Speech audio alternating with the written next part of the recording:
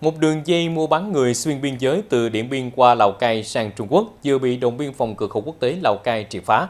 Cầm đầu đường dây là một đối tượng người Việt đang sinh sống tại Trung Quốc, móc nối với các đối tượng ở Tuyên Quang để dẫn dụ các cô gái trẻ đưa qua biên giới. Trước đó, ngày 6 tháng 7, đơn vị tiếp nhận đơn tố giác từ nạn nhân nữ 16 tuổi trú tại tỉnh Điện Biên. Nạn nhân bị các đối tượng dùng thủ đoạn vẽ ra viễn cảnh giàu sang, dụ dỗ sang Trung Quốc lấy chồng với giá 9 vạn nhân dân tệ. Quá trình điều tra xác định cầm đầu đường dây phía bên kia biên giới là đối tượng tên Giống, người gốc Điện Biên, hiện lấy chồng và sinh sống tại Trung Quốc.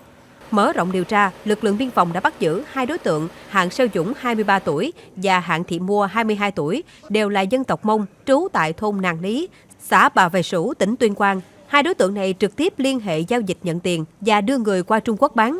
Hiện vụ án đang được các lực lượng chức năng tiếp tục mở rộng điều tra để xử lý nghiêm các đối tượng theo pháp luật.